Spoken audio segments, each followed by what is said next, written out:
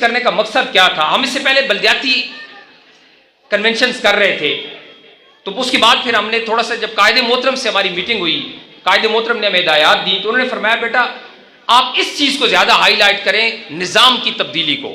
तो हमने फिर इसको टाइटल को चेंज किया, उन्वान को चेंज किया और तब्दीली निज़ाम कन्वेंशन के तहत अभी हम हर जगह कन्वेंशंस कर रहे हैं। इसका मकसद क्या है? जब इस तहरीक की बुनियाद रखी गई थी, तो उस तहरीक की बुनियाद रखते वक्त हमने जो अपना गोल सेट किया था, टारगेट सेट किया था, वो गोल और टारगेट यही था कि हमने इस मुल्क के करप्ट निजाम को तब्दील करना है, जो कि एक बजाय एक नामुमकिन टारगेट था, एक मुश्किल टारगेट था, लेकिन हमारे कायद ने यह टारगेट सेट किया था। कोई भी तहरीक के क्याम के वक्त दो किस्म के ऑप्शन हो सकते हैं। एक ऑप्शन हो सकता है इक्तिदार का हुसूल, हुकूमत बनाना, और दूसरा उससे बड़े लेवल का एक मकसद हो सकता है और वो होता है निजाम की तब्दीली।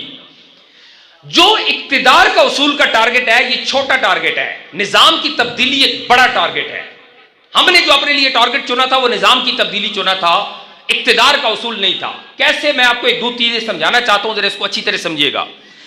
अगर हमारा मकसद सिर्फ इक्तिदार का उसूल होता, तो इक्तिदार के उसूल का जो फॉर्मेट है, जो तरीकाकार है, वो हम सब देखते हैं। वो ये होता है कि आप या किसी गवर्नमेंट का ऐसा बन जाते हैं, किसी जर्नैल के मंजूर नजर बन जाते हैं, कोई वजारत ले लेते हैं, आप इंटर हो जाते हैं पावर पॉलिटिक्स के अंदर, और उसके बाद फिर अपनी स्पेस क्रिएट करते करते एक वक्त आता है जब आप सीएम बनते हैं और फिर आप पीएम बन जाते हैं। इससे पहले हमारे सामने सारी मिसालें मौजूद हैं। आप भुट्टो साहब से लेके नवाज शरीफ तक और नवाज शरीफ से लेके इमरान खान तक देख लें, ये सब कहीं ना कहीं से किसी की चूसनी लेकर आए हैं, किसी के इशारे पर आए हैं, कोई किसी ने इनको पाला है और आज इक्तिदार के अंदर बैठे हैं। अगर हमारा रास्ता भी सिर्फ इक्तिदार का उसूल होता, तो याद रखिएगा, अभी ये सब जो पॉलिटिक्स के स्टूडेंट्स हैं इस बात को समझते हैं, जो पॉलिटिक्स की हिस्ट्री को जानते हैं उनको इस बात का पता होगा कि जब पाकिस्तान अवामी तहरीक का क्याम भी अमल में नहीं आया था, तो उस वक्त भी जनरल ज़िया-उल हक के साथ डॉक्टर ताहिर कादरी की मीटिंग हुई थी और डॉक्टर साहब ने उसको निजाम की तब्दीली का पूरा सिस्टम उसके सामने रखा था,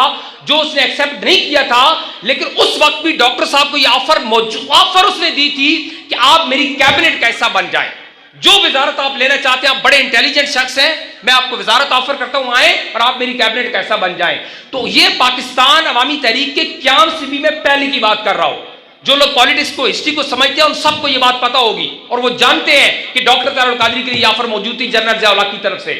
तो अगर ये सिर्फ इक्तिदार का उसूल हमारा मिशन होता तो बड़ा आसान था कि फौरी तौर पर एक वजारत ले लेते, झंडे वाली गाड़ी मिल जाती, उस पावर पॉलिटिक्स के अंदर इंटर हो जाते और फिर ग्रेजुअली अपनी स्पेस बनाते बनाते वो इक्तिदार आगे चल के हासिल कर लेते और पीएम बन जाते।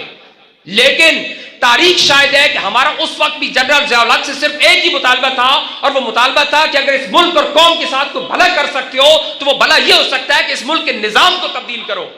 ये निजाम तबाह कुन है इस मुल्क और कौम के लिए, और डॉक्टर ताहिर कादरी उस वक्त भी देख रहे थे कि ये निजाम इस मुल्क के अंदर स्पेस नहीं देता जेन्युइन लीडरशिप को। लेकिन जनरल ज़िया-उल हक ने तो निजाम तब्दील नहीं किया और हम भी उसकी पावर पॉलिटिक्स का ऐसा नहीं बने। उसके बाद दूसरा टाइम आता है जब जनरल मुशर्रफ के साथ डॉक्टर साहब की मीटिंग होती है, वो बरसर इक़्तिदार आता है। तो ये बात तो जो स्टूडेंट यंगस्टर्स हैं उनको भी बात याद होगी कि डॉक्टर साहब की 2.5-3 घंटे की मुलाकात थी मुशर्रफ के साथ और उसको एक पूरा निजाम पेश किया था। लेकिन मुशर्रफ ने भी निजाम तब्दील करने से इनकारी हो गया। लेकिन डॉक्टर ताहिर कादरी को यह ऑफर उसने भी कर दी थी कि जनाब आप काफ लीग का हिस्सा बन जाएं या आप काफ लीग को सपोर्ट करें, तो आप सीटें बताएं आपको कितनी सीटें चाहिए। जो 60 सीटें एमएमए को मिली थी वो ऑफर उस वक्त हमारे पास भी मौजूद थी, लेकिन इस शर्त पर कि आप निजाम की तब्दीली के नारे से हट जाएं और मौजूदा करप्ट निजाम का हिस्सा बन जाएं। तो आए आप, हम आपको इक़्तिदार में शामिल करने के लिए तैयार हैं। तो ये दूसरा मौका था जब डॉक्टर ताहिर कादरी ने उस ऑफर को भी ठुकरा दिया था कि हमें नहीं चाहिए, हम इक़्तिदार नहीं चाहिए, हम एक बड़े काज और बड़े गोल के लिए लड़ रहे हैं और वो काज है निजाम की तब्दीली। और उसके बाद तीसरा मौका 2014 का धरना था, जब हम 70 दिन बैठे, हमने उस करप्ट निजाम को बेनकाब किया, हमने इस गवर्नमेंट के खिलाफ धरना दिया। तो जो 2018 का इलेक्शन था, उस 18 के इलेक्शन को जब इमरान खान को हुकूमत गिफ्ट में दी जा रही थी और इमरान खान के सर पे हाथ रखा जा रहा था, तो यह ऑफर हमारे पास भी मौजूद थी कि आप भी कोई 5-10 सीटें ले लें, कोई 1-2-3 वजारतें भी आपको दे देते हैं और आप इस हुकूमत को सपोर्ट करें और हमारा हिस्सा बन जाएं। क्योंकि आपने भी धरने दिए, आपका भी बड़ा एफर्ट है इस हुकूमत की, पिछली हुकूमत के खिलाफ, तो आए आप ले लें हमसे। लेकिन ये तीसरा मौका था जब हमने उस ऑफर को भी ठुकरा दिया, उसको जूते की नोक पे रखा कि हमें इक्तदार का ऐसा नहीं बनना, बल्कि हम निजाम की तब्दीली के लिए जंग लड़ रहे हैं। और जो बातें उस वक्त धरने के अंदर 2013 और 14 के धरने में डॉक्टर साहब ने की थी, इदारों को समझाया था, कौम को समझाया था, सबको यह बात समझाई थी कि इस इलेक्शन के निजाम के अंदर कोई खैर नहीं है। वही चेहरे दोबारा एक असेंबली के अंदर पहुंच जाएंगे जब तक आप निजाम को तब्दील नहीं करेंगे। लेकिन उस वक्त शायद हमारी बात बहुत सारों को समझ नहीं आ रही थी, कौम भी ट्रक की बत्ती के पीछे लग गई थी और सबको नजर आ रहा था कि शायद जो इमरान खान और पीटीआई की सूरत के अंदर तब्दीली की होप उसने दी है, उसकी शक्ल में तब्दीली आ जाएगी। बड़े बड़े इंटेलेक्चुअल्स, बड़े बड़े मीडिया पर्सन उस वक्त ये क्लेम करते थे, दावे करते थे कि जनाब इमरान खान को देखोगे, वो तो आप भी अगर लगे रहते तो आप भी हुकूमत बना लेते, आप भी आज वजीर आजम होते, तो आप तो इलेक्शन से बाइकआउट कर गए थे, तो आज देखिए इमरान खान वजीर आजम बन गया। ये बातें हमें सुनने को मिलती थी, आप सबको भी सुनने में मिलती होंगी। लेकिन उस वक्त हमारे कायद ने कहा था कि सिर्फ 2 साल इंतजार कर लें। उनकी आखिरी प्रेस कॉन्फ्रेंस को उठा के देखे, जब वो कनाडा गए थे और आखिरी प्रेस कॉन्फ्रेंस की थी इलेक्शन से पहले, उन्होंने इलेक्शन से पहले ये बात बता रहे थे कि सिर्फ 2 साल इंतजार कर ले, इस तब्दीली के गुब्बारे से देखना कैसे आवाज निकलती है। आज 2.5 साल हुए, पाकिस्तान को दलदल के अंदर फंसा के रख दिया गया है, तबाही के दाने पर ले गए। पहले से ज्यादा मकरूज आज हम हो चुके हैं, पहले से ज्यादा महंगाई हो चुकी है, गरीब इस वक्त पिट रहा है, हुकूमत अपनी नाअहली नालायकियों की आखिरी इंतहा को छू रही है और सिर्फ 2.5 साल के अंदर उस तब्दीली का गुब्बारा फट चुका है। और हमारी बात आज सच साबित हुई कि जो हम उस वक्त कहते थे कि निजाम की तब्दीली।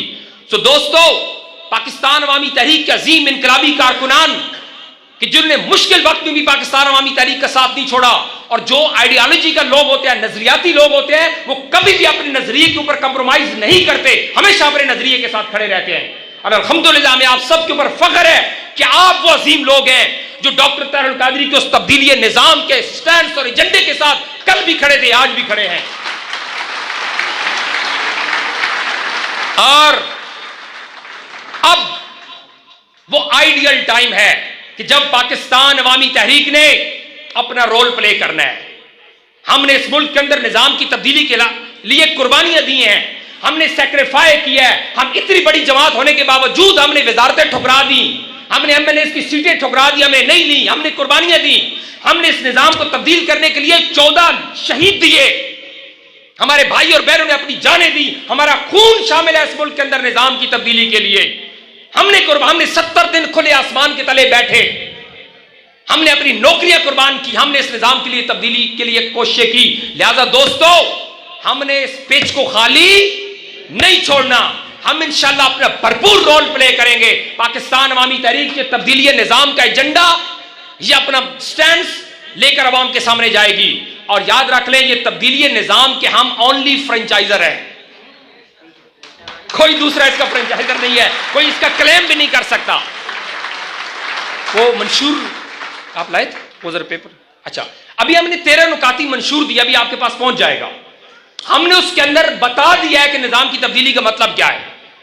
13 पॉइंट्स हमने दिए हैं पाकिस्तान अवामी तहरीक के इनकलाबी मंशूर के लिए। और जब हमने इनकलाबी मंशूर तैयार किया तो हमने उसको इंतखाबी मंशूर नहीं कहा, हमने उसको टाइटल दिया इनकलाबी मंशूर। और वो इनकलाबी मंशूर ये है कि सबसे पहले आपने पाकिस्तान के अंदर इस करप्ट पार्लिमानी निजाम को तब्दील करना है और इसकी जगह मुतनासिब नुमाइंदगी का निजाम लेकर आना है।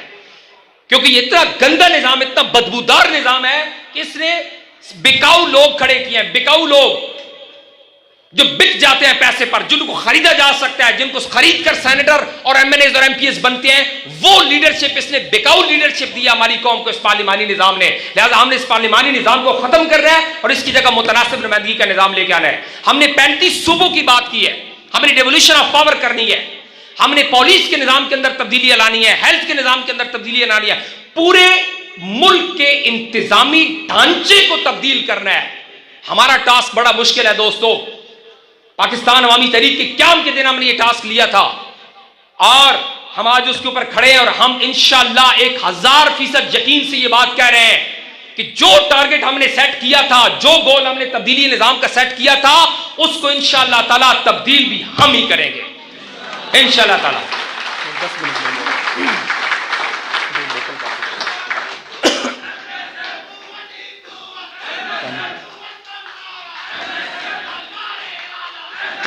Well done.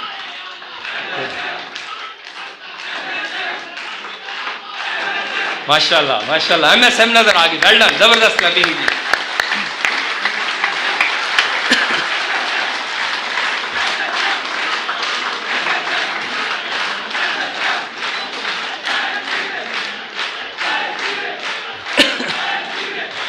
माशाल्लाह, मुस्तफ़ी स्टूडेंट्स मूवमेंट के अजीम शाहीनों को मैं सलाम अकीदत पेश करता हूं, वेल डन, आपने अपनी मौजूदगी का एहसास दिला दिया। दोस्तों, ये निजाम कितना गंदा, कितना बदबूदार है, सिर्फ एक मिसाल आपको दूंगा अपने जिले की। सर, हम जिस जिले में बैठे हैं, जितनी बड़ी जमीर फरोशी और मुनाफकत हमारे जिले में पिछले इलेक्शन के अंदर देखने में आई है, शायद पाकिस्तान में कहीं भी नजर नहीं आई हो। कि एक शख्स को एक पार्टी छोड़ के पीटीआई में शामिल किया जाता है और वो इमरान खान का जलसा कराता है और ऐलान करता है कि मैं आपकी पार्टी में शामिल होता हूं, मैं तब्दीली के एजेंडे के साथ हूं। जरा सुनिएगा, नजरिए के साथ हूं, आज से मैं नजरियाती बन रहा हूं। 18 का इलेक्शन होता है, दोनों हल्के जीत जाता है। उसकी लीडरशिप उसको कहती है कि जनाब आप इस तरह करें कि ये वाला हल्का छोड़ दें और ये रख लें, इस हल्के के अंदर मैं किसी और शख्स को लड़ाना चाहता हूं इलेक्शन। लेकिन वो अपनी लीडरशिप को ओबे नहीं करता और जिस हल्के को छोड़ने का कहा जाता है उसको नहीं छोड़ता, दूसरा हल्का छोड़ देता है। अब जरा देखिएगा आगे गेम हुई क्या। जिस हल्के को वो छोड़ देता है उसके अंदर एक ऐसे शख्स को पीटीआई का, जिसका एजेंडा तब्दीली था, जो तब्दीली के नाम पे आए थे, एक ऐसे शख्स को टिकट दिया जाता है सर, ठीक 1-2 महीने के अंदर, कि जो 18 के इलेक्शन में नून लीग के झंडे उठा रहा था, जो नून लीग की कैंपेन कर रहा था। सिर्फ अच्छा, उसका क्राइटेरिया क्या था, मेरिट क्या था, सुनिएगा, कि वो एक फ्यूडल लॉर्ड खानदान से था, वो फ्यूडल लॉर्ड था, उसका क्राइटेरिया ये था। और अभी मजे की बात, अगली बात, जब वो इलेक्शन कैंपेन करने जाता है और पीटीआई के झंडे लगाता है और जाके इलेक्शन इश्तिहार लगाता है, तो पिछले नून लीग के इश्तिहार अभी दीवारों पे मौजूद होते हैं, वो उतरे नहीं होते और जाके साथ पीटीआई के इश्तिहार लग जाते हैं कि ये साहब 2 महीने के अंदर आप नजरियाती हो गए। सुभान अल्लाह। अगली मुनाफकत सुनिएगा जरा, उसको पीटीआई ने टिकट दे दिया और जो शख्स 2 हल्के जीत के, जिसको आवाम ने पीटीआई के नाम के ऊपर और तब्दीली और नजरियाती एजेंडे के ऊपर वोट दिया था, उसकी पूरी टीम उस अपने पीटीआई के टिकट होल्डर के मुखालिफ नून लीग वाले को सपोर्ट करती है और नून लीग का एमएनए जीत जाता है। मुझे बताएं, इससे बड़ी जमीर फरोशी और नजरिया फरोशी आपको किस मुल्क में देखने को मिलेगी? तो ये जमीर फरोशी की सियासत से हमने इस जिले को आजाद कराना है, इस मुल्क को आजाद कराना है इंशाअल्लाह ताला, और ये काम पाकिस्तान अवामी तहरीक करेगी।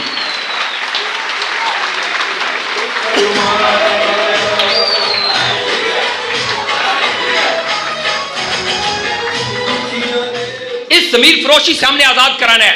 और इन फ्यूडल लॉर्ड्स, ये जागीरदार जो दुकानों और मकानों के नाम पे सियासत करते हैं, ये हरामखोर जब दुकानें अपनी देते हैं किसी को, तो ये पहले एग्रीमेंट करवाते हैं कि वोट हमारा होगा, पहले उसके जमीर को खरीदते हैं। और अगर मैं गलत कह रहा हूं तो मुझे बताइएगा कि ये मालकान सारे क्या कर रहे हैं।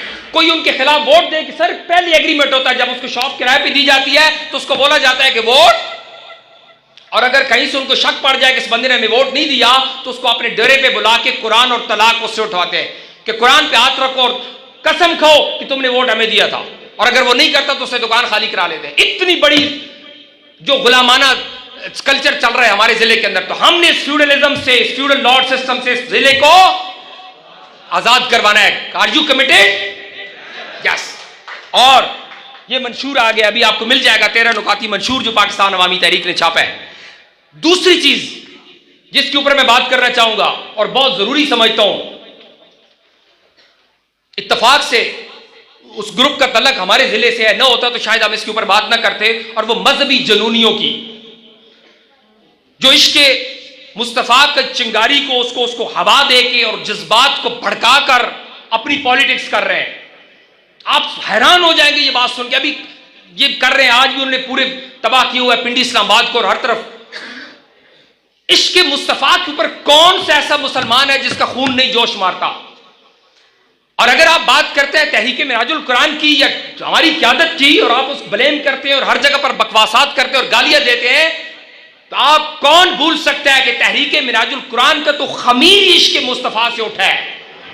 हमें तो जो बचपन से दूध पिलाया गया उसमें इश्के मुस्तफा का जज्बा शामिल था। तो हमारे लोगों को कौन कह सकता है कि यह आशिक़े रसूल नहीं है? तो दोस्तों, सबसे पहली बात, उस पर दो बातें करना चाहूंगा। आपके ऊपर भी अक्सर सवाल करते होंगे ये जनूनी टाइप लोग कि जो हमारे प्यारे नबी सल्लल्लाहु अलैहि वसल्लम की गुस्ताखी हुई, खाके लहराए गए हुकूमती साहब के ऊपर। एक अजीब वाकया था, मैंने पिछले दिनों इस्लामाबाद के अंदर मोहतरम सेक्रेटरी जनरल साहब ने मेरी ड्यूटी लगाई थी आप खिताब करने की मिली यकजहती कौंसिल के अंदर, तो मैंने वहां भी ये बात की थी कि ये इतना बड़ा इशू था सरकार दो आलम सल्लल्लाहु अलैहि वसल्लम के खाके लहराना और उनका मजाक बढ़ाना कि इसके ऊपर एक आलमी जंग हो सकती थी, एटमी जंग हो सकती थी अगर मुसलमानों के ममालिक के अंदर पावर और ताकत होती तो, और उनको ताकत से ये बता दे कि आप इसको वापस ले वरना हम तैयार हो जाए जंग के लिए। लेकिन ये सारे उनके मोरे बैठे हैं। 3 मुल्कों ने सिर्फ मजम्मत की है, पाकिस्तान, ईरान और टर्की, बाकी पूरी उम्मत मुसलमान खामोश है, किसी ने मजम्मत तक भी नहीं की सरकारी सतह के ऊपर। और आप उनके मकरूज, आप उनके गुलाम क्यादतों को आप सपोर्ट करते हैं, तो आप क्या समझते हैं कि आप उनसे जंग करेंगे? आप उनसे उनके हेल्पर बन के आप उनके खिलाफ बात करते हैं। यहां कल पिंडी गेट के अंदर भी जलसा हो रहा था, बहुत सारे लोग स्पीचेस कर रहे थे, हम इश्क रसूल के लिए जाने दे देंगे। उसको कहो जाने देना छोड़ो, आप जिस पार्टी की सपोर्टर हो वो पार्टी हुकूमत के अंदर है। चलो आज ये ऐलान कर दो कि मैं उस पार्टी को छोड़ने का ऐलान करता हूं अगर वो सफीर को वापस नहीं भेजती। उनके अंदर तो इतनी जुर्रत भी नहीं है, इतनी जुर्रत भी नहीं उनके अंदर कि वो सिर्फ ये कह दे, पीटीआई के अपने लोग वहां जाके कह हम इश्क रसूल। अबे तुम छोड़ दो ना उसको, कहो मैं मेजर तैयार को छोड़ देता हूं, मैं कर्नल अनवर को आज छोड़ने का ऐलान करता हूं, क्योंकि ये उस हुकूमत का सपोर्टर है कि जो हुकूमत उस फ्रांस के सफीर को वापस नहीं भेज गई। इतनी अखलाकी जुर्रत भी नहीं है उनके अंदर, और लोगों के जज्बात को भड़काने के लिए मैदान में निकल आते हैं। तो ये सीधा सीधा मजाक कर रहे हैं। नून लीग के लोग आके कह रहे थे कि ये कैसी हुकूमत है फ्रांस के सफीर को, उनको कहो कि सिर्फ कुरान पे हलफ दे के ये बात कह दो कि अगर नून लीग की हुकूमत होती तो क्या वो फ्रांस के सफीर को वापस भेज देती? बोले तो ये सारे मफादात, ये सारे लोगों के जज्बात से खेलने वाले लोग जो हमारे ऊपर बात करते हैं। अल्हम्दुलिल्लाह, ये याद रखिएगा दोस्तों, ये अक्सर बात होती है लोकल लेवल पर, क्या बात, ये नामूस रिसालत की जंग इस वक्त एक आलमी जंग है। इसको आलमी पिच पर खेलना है, और इस गेम को वो खेल सकता है जो आलमी पिच का माहिर होगा। ये सिर्फ यहां लोकल गालियां देकर जो है आप समझते हैं कि आप ये जंग जीत जाएंगे, ये पॉसिबल नहीं है।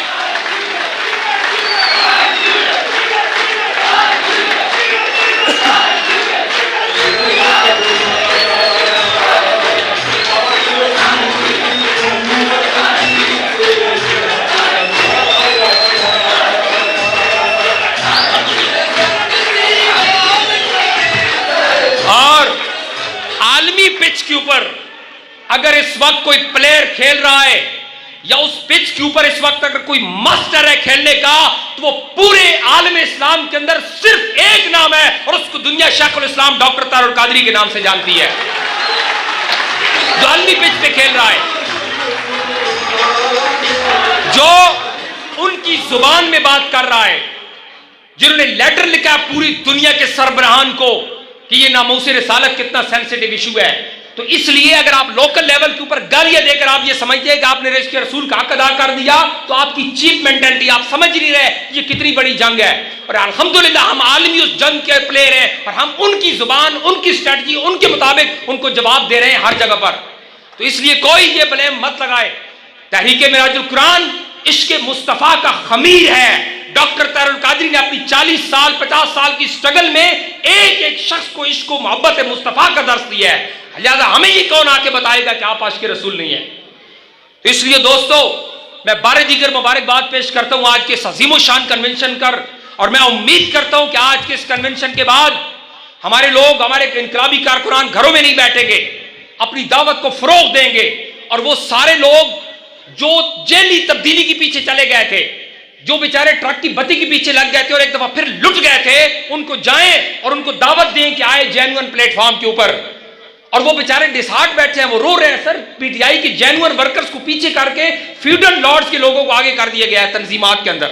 आप सबको पता है ये बात। तो हम उन सब भाइयों को दावत देते हैं कि आए हमारा हिस्सा बने, हम इंशाल्लाह मिलकर इस मुल्क के करप्ट निजाम को खत्म कर देंगे इंशाल्लाह ताला। और आखिर में दोबारा मैं सबको मुबारकबाद और अपनी लीडरशिप का शुक्रिया अदा करने के साथ इस शेर पर अपनी गुफ्तगू का अख्तिताम करूंगा कि मेरे हाथ में कलम है, मेरे जहन में उजाला, मुझे क्या दबा सकेगा कोई जुल्मतों का पाला। मुझे फिक्र अमन आलम, तुझे अपनी जात का गम। मैं तुलू हो रहा हूं, तू गुरूब होने वाला। बहुत शुक्रिया। अस्सलाम वालेकुम।